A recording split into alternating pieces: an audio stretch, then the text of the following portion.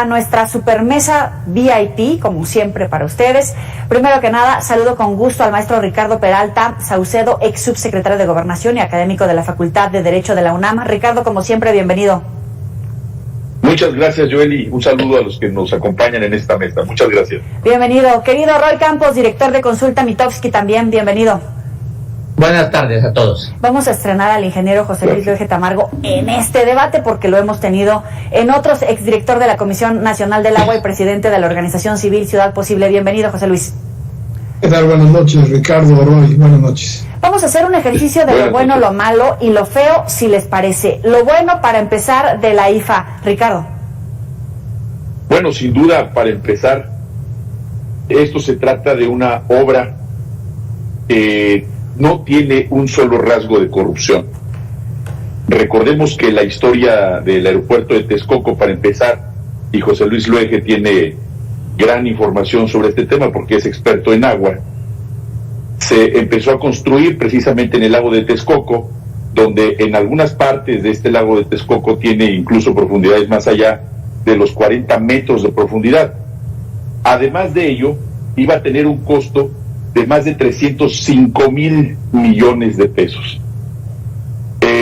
Todo lo que se hizo alrededor de este aeropuerto, y ahí están las constancias, están relacionadas principalmente con actos de corrupción, con abusos en el uso del presupuesto público, y sin duda este aeropuerto, pues lo único que traería era todavía más el secado, el dejar desértica esa zona por la falta de factibilidad de agua potable en toda esa región, el crecimiento desmedido de esta región, y hoy con la posibilidad de tener este aeropuerto, el aeropuerto Felipe Ángeles, se abre en principio una cortina muy importante donde se hacen mega obras de legado institucional y generacional sin absolutamente un tufo de corrupción, donde tiene una enorme posibilidad de crecer alrededor, donde se van a crear más de 75 mil empleos fijos directos. Y también no hay que olvidar que los grandes aeropuertos de todas partes del mundo, como los hemos conocido algunos, y podemos dar 2 o 3 ejemplos. Por ejemplo, el aeropuerto de Gatwick, muy cerca de Londres. Para llegar a él, hasta la ciudad de Londres, aproximadamente es 1 hora y media en vehículo. El mismo caso podríamos hablar del aeropuerto de Washington, del aeropuerto de Buenos Aires. Es decir, el aeropuerto actual de la Ciudad de México es de los pocos aeropuertos que están todavía en el centro de la Ciudad de México. Dicho por los propios pilotos, es de muy difícil utilización porque se devoró la mancha urbana al aeropuerto, y hoy por hoy este aeropuerto pues comenzará con mucho éxito a partir del próximo lunes, y evidentemente tendrá que irse desarrollando toda la parte comercial, las vías de acceso que se han venido construyendo durante estos últimos 2 años, sí, y que sin duda tienen que perfeccionar. José Luis, primero que nada, lo bueno antes de entrar al tema de debate que seguramente va a dar mucho, que es la corrupción. Bueno, desde luego lo bueno que todos esperamos es tener otras opciones aeroportuarias. Las grandes capitales en el mundo, Yuli, pues tienen 2 aeropuertos. Londres, que mencionó ahorita Ricardo, tiene 4. Entonces yo siempre he creído que la Ciudad de México requiere más de un aeropuerto. A mí me parece, me tocó estar en los gabinetes de infraestructura, tanto con Fox como con Calderón, aunque no directamente en la discusión del aeropuerto, digamos indirectamente, porque como bien decía Ricardo, yo estuve más bien en el tema del agua, ¿no? Uh-huh. Pero no, Santa Lucía nunca estuvo en la mesa de discusión, eran otras opciones que luego lo comentaré. Y yo creo, mi preocupación en este momento como usuario, como capitalino, el problema de Santa Lucía es la conectividad. Efectivamente, el norte de la Ciudad de México, la zona conurbada que corresponde al Estado de México, de la gran Ciudad de México, es un caos. El desorden urbano, la forma anárquica como se dieron los desarrollos en esta área del Estado de México sin ningún control, sin planeación, hacen realmente muy complicado el poder moverte. Y los sistemas de transporte son un desastre también en el Estado de México. Yo creo que un aeropuerto requiere vialidades dedicadas, o sea, un viaducto que llegue directamente desde distintos puntos con diferentes ramales y desde luego trenes ligeros. A mí me preocupa mucho que, por lo que he visto, no hay siquiera un proyecto firme del tren suburbano que se había concebido en el proyecto original. Entonces yo creo que mientras no haya una solución a la conectividad, no va a ser una opción no va a ser una solución a la tremenda saturación del actual aeropuerto. Pero es una buena noticia en todo caso la inversión en infraestructura, en todo caso, no sé si detona todo el crecimiento económico de esa región. ¿Cómo lo percibes tú, José Luis? No, es una región muy deprimida, sin planeación, con un desarrollo anárquico que no necesariamente va a tener, digamos, un boom. El problema, desde luego, habrá desarrollos aledaños al aeropuerto que sí, efectivamente pueden jalar empleos y eso puede mejorar la economía de la región, indudablemente. Pero yo creo que no se planeó correctamente el tema de la conectividad. Lo que me preocupa en este momento es que yo no veo cómo llegar en menos de 2 horas, hablan de hora y media. Yo conozco muy bien esa zona porque la visité muchísimo por el tema de los drenajes que van por esa zona de Zumpango, y es caótico en grado superlativo. Vamos con Roy. ¿Qué dice la gente? Porque hay buenas y malas opciones, un gran debate en redes sociales, pero en todo caso, ¿qué es lo bueno de la IFA? A ver, ¿qué es lo bueno? Luego hablaremos de lo malo, pero ¿qué es lo bueno? Primero, claro. ¿Bueno para quién? O sea, ¿bueno para quién? ¿No? Lo veamos, ¿no? Porque el presidente, lo bueno es cumplir en fecha y decir aquí está, y cumplir, entrega una obra el 21 de marzo, como dije. Pero bueno, de hecho, en la pregunta que le hiciste, José Luis, me ganaste una de las cosas buenas. Las cosas buenas es que se abre una esperanza a que una zona tan deprimida económicamente, dentro de algunos años, no hoy, porque hoy no hay nada hoy, dentro de algunos años la veamos como un desarrollo económico importante, que tenga hotelería, restaurantes, que tenga varias áreas de llegada, lo que hoy nos sirve, carriles confinados, como decía José Luis, tanto de tren como de automóvil, pensando en algo como Dulles en Washington. O sea, que dentro de un tiempo veamos esa zona como una zona de desarrollo, que abre esa esperanza. Eso es algo bueno. No quiero hablar de si la calidad de la construcción, no sé, también la Terminal 2 es muy mala, ni de ecología, creo que aquí hay expertos, corrupción, yo no firmo, no meto las manos al fuego por nadie, ni de costos, porque depende de quién juzgue qué es lo que costó, pero creo que sí, la parte buena es, tenemos aeropuerto, eso ya es algo bueno. Creo que juzgar sus debilidades hoy, cuando inicia, pues no, juzguémosla con el tiempo, si sirvió o no sirvió, porque hoy como están, no. Hoy como está, por eso 2 vuelos nada más, o 8 vuelos, no sé cuántos vaya a tener, muy poquitos. No va a ser el aeropuerto que sustituye al de la Ciudad de México, pero bueno, hay aeropuerto, eso es algo bueno, y abre una puerta, una esperanza de que se desarrolle un área que hoy está económicamente deprimida. Bueno, y ahora sí, vamos al tema de debate, que supongo que es uno de los puntos clave. Si hay o no hay corrupción en esta IFA, para que sepan, me leí el libro de el ex secretario Jiménez Espriu, donde precisamente hace, por ejemplo, referencia a el trabajo que hizo José Luis Loeje, precisamente en el tema del agua, también hace referencia al tema de la corrupción, pero entremos de lleno. Uno de los argumentos de los que se mencionan en ese libro es la cantidad de obras asignadas de manera directa en el aeropuerto de Texcoco y que, según Jiménez Espriu, no hay en este caso en el AIFA. Ricardo. Bueno, sin duda ese es un testimonio muy interesante de quien fue el primer responsable precisamente de la construcción de este aeropuerto. El ingeniero Jiménez Espriu tiene un gran prestigio y es un hombre muy honorable, y tuvo de primera mano la información precisamente de esas empresas que se asignaron de manera directa, y la cantidad también de empresas maquiladoras que iban a construir el aeropuerto de Texcoco. Yo creo que ahí fue parte del monumento a la corrupción que se quería construir, como lo fue la estela de luz para Felipe Calderón. El aeropuerto de Texcoco iba a ser el monumento a la corrupción del sexenio de Peña Nieto.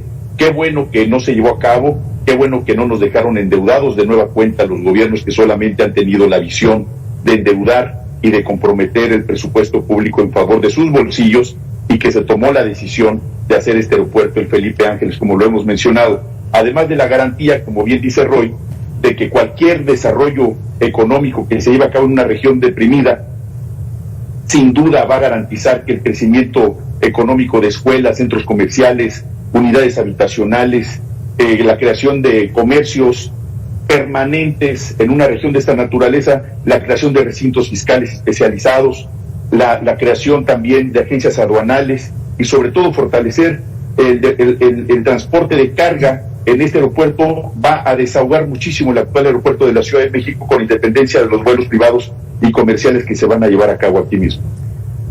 José Luis. Bueno, mira, indudablemente el tema de las asignaciones directas siempre está la sospecha de corrupción, que no lo sabemos en este momento, Yuli, lo veremos cuando tengamos los estudios de la Auditoría Superior de la Federación y de las auditorías que se hagan a cada uno de los contratos. Pero yo te diría, Ricardo, que es exactamente al revés. En el gobierno de Felipe Calderón, digamos que era un 80-20, y yo como director de la Conagua, 90-10, es decir, 90% de los proyectos eran bajo el esquema de licitación pública, de acuerdo a la ley de licitación pública. Y hoy, en este gobierno del presidente López Obrador, es exactamente al revés. Se están entregando por adjudicación directa el 80% de las obras en general. Y en el caso del aeropuerto Santa Lucía, seguramente fue igual, no tengo el dato preciso de qué número de contratos fueron dados por asignación directa. Hay mucha corrupción en todo el manejo, lamentablemente, de la obra pública, y desde luego la verificación a través de las licitaciones públicas son al menos un freno o una garantía de que puedes tener menos esquemas de corrupción. Por ejemplo, en el tema de movimiento de materiales, Rodrigo, Ricardo, es terrible. O sea, es lo que están cobrando estas mafias de transportistas por el movimiento de tierras y todo eso. Es una cosa espantosa, y sí hay corrupción, ahí te lo puedo garantizar porque lo conozco de primera mano, ¿no? Entonces, hay que esperar estas auditorías. Me parece un error muy grave en esta administración que no se esté optando de acuerdo a lo que marca la ley de obra pública y la ley de la licitación de obra pública. Ricardo, y otro de los temas que por supuesto está a debate es la participación del Ejército en esta obra. Sí, mira, qué bueno que José Luis Luege nos comenta que el monumento a la corrupción, que fue la Estela de Luz, también se licitó, porque eso seguramente en la Auditoría Superior de la Federación, que ya también se ha acreditado, pues es el monumento más grande a la corrupción de la historia de nuestro país. La participación del ejército inédita en esta construcción del aeropuerto, pues demuestra también que el ejército, la Fuerza Aérea, son no solamente aquellos que se dedican al tema de las armas, sino los ingenieros militares están siendo reconocidos y están demostrando en este momento que la coordinación, la estructuración y la ejecución de obras de carácter civil se pueden hacer absolutamente transparentes, sin corrupción, en tiempo récord, mucho más económicas. Recordemos que el costo del aeropuerto Felipe Ángeles es de 1/4 parte del total de lo que iba a costar el aeropuerto de Texcoco. Entonces, hoy por hoy, el hecho de que se haya hecho a través de la Defensa Nacional y se le reconozca este profesionalismo y la transparencia con la cual están entregando esta obra ahora el próximo lunes, sin duda se les reconoce como la gran institución de la nación. El costo de la obra, efectivamente, también se toca en el tema, antes de ir contigo, Roy, José Luis, porque de hecho el propio Jiménez Espriu dice, no solamente se gastaron más de lo debido, sino que la obra de Texcoco no iba a estar terminada, la primera etapa, hasta 2024, y ya se había ejercido más presupuesto de lo que se preveía en un principio. Es decir, nos iba a salir más caro y a más tiempo la construcción. ¿Coincides en todo caso, José Luis? No se pueden comparar. O sea, la obra de Texcoco, en la que yo desde luego nunca estuve de acuerdo por razones de carácter, digamos, hidráulico, hidrológico, que si quieren luego comentamos, es un aeropuerto muchísimo mayor, pero gigantesco en comparación con Santa Lucía, y Santa Lucía ya era una base aérea, era la base aérea militar número 1, por lo tanto ya tenías parte de la infraestructura, no es comparable. Y segundo, el que sea el ejército no es ninguna garantía de que no haya corrupción, Ricardo. Eso que comentas me parece muy arriesgado. Sí hay corrupción. En el ejército hay corrupción. O sea, el que veamos al ejército como blancas palomitas, no. Debe de haber licitaciones públicas, debe de auditarse y debe de revisarse el gasto. Porque lamentablemente, aunque sea el ejército, sigue habiendo corrupción. Roy, ¿qué nos dice? Porque por supuesto que eso es lo que nos puede herir a todos, si hay o no hay corrupción, si hace sombra el hecho de que sean asignaciones directas, la participación, por supuesto, también del ejército. Mira, Yali, los dos tienen algo de razón. Coincido con José Luis. La asignación directa tal vez no es evitar la corrupción, pero sí da más transparencia y es lo adecuado, ¿no? El no asignar directamente, el licitar, Pero también tiene razón Ricardo, no es garantía de nada licitar, y creo también que la Estela de Luz es un monumento a la corrupción, y que en el aeropuerto de Texcoco estaba lleno de corrupción. O sea, hoy no meto las manos al fuego. Por cierto, el ejército también estuvo metido en lo de Texcoco, ahí estaba, era el encargado de la barda y de varias cosas, también el ejército estaba ahí también en Texcoco. No, lo que yo quiero decir es que hay tanta evidencia de corrupción, y decimos que hubo corrupción en Texcoco, y decir que hay pruebas, etcétera. ¿Dónde están los castigos? Porque como ciudadano no he visto más que discursos de corrupción, y no he visto el corrupto acusado, preso y regresando dinero. ¿Dónde está esa corrupción? Dicen que hay muchas pruebas de la corrupción. Pues yo quisiera que regresaran dinero y que castigaran a los corruptos. Es interesante porque el ingeniero Jiménez Espriu decía que no era tanto la cancelación, que él veía como una decisión correcta del presidente López Obrador haber cancelado la obra de Texcoco, no tanto por el tema de la corrupción, sino por el impacto ambiental, y hacía muchos señalamientos a lo atinado de tus datos que habías ofrecido en ese momento, José Luis. Bueno, es que toda la información que yo manejé fue como director de la Comisión Nacional del Agua. Claro. La Dirección del Agua teníamos la responsabilidad directa del programa de rescate ecológico del agua de Texcoco, un plan que surgió desde los años 70 y que viene desde una idea de aquel viejo ingeniero don Abor Carrillo, que consistía en la recuperación ecológica. Realmente el problema de esta gran Ciudad de México en el futuro y no muy largo plazo va a ser el agua. Vamos a tener un problema muy serio, un colapso muy grave por falta de agua. Y necesitamos áreas muy importantes, tanto de captación como de regulación. No se trataba de volver a hacer o intentar un lago gigantesco, sino de varias lagunas de regulación. En mi caso, como director de la CONAGUA, registramos el proyecto del Parque Ecológico Lago de Texcoco, que es el que está en este momento desarrollando la Comisión Nacional del Agua. En ese sentido, yo creo que no era compatible la construcción del aeropuerto. A mí me están achacando como si yo fuera responsable de la cancelación. Yo quiero aclarar, claro. Y te agradezco esta oportunidad, que toda mi actuación fue antes de la decisión. A mí me parece que no es compatible la zona federal del lago de Texcoco con un aeropuerto. Y lo argumenté con todos los datos técnicos que son indubitables. Vamos a una crisis de agua, y si no rescatamos esa área fundamental para el futuro de la ciudad, vamos a estar en graves problemas. Entonces, ¿pero el AIFA es mejor en todo caso? ¿La apuesta por el AIFA fue mejor en términos ambientales? No, te repito, no. Nunca estuvo, yo no soy experto en el tema aeroportuario, quiero aclararlo, ¿no? Pero sí estaba yo en los gabinetes de infraestructura, me tocaron todas las discusiones durísimas. El debate en aquel momento era si era Tizayuca o Texcoco, lo recuerdo perfectamente. Y luego se optó, después de que falló el proyecto de Atenco, se optó por un programa regional, en donde era fundamental Toluca. No se contempló nunca Santa Lucía. Fíjate, Joely, Ricardo y Roy, nunca estuvo en la mesa. La Secretaría de la SCT nunca presentó, al menos yo soy testigo presencial de esas reuniones, ¿no? El tema era Toluca, a 2 pistas y con un tren dedicado. Fíjense ustedes, hablando de corrupción, y si hay un monumento a la corrupción suburbano a Toluca, porque ese tren originalmente estaba pensado que llegara primero al aeropuerto de Toluca, partiendo del corredor Reforma. Ese era el proyecto que yo recuerdo en ese entonces en la SCT. Entonces, no es necesariamente la solución, pero bueno, ya está confluido, como dice Roy, como dice Ricardo.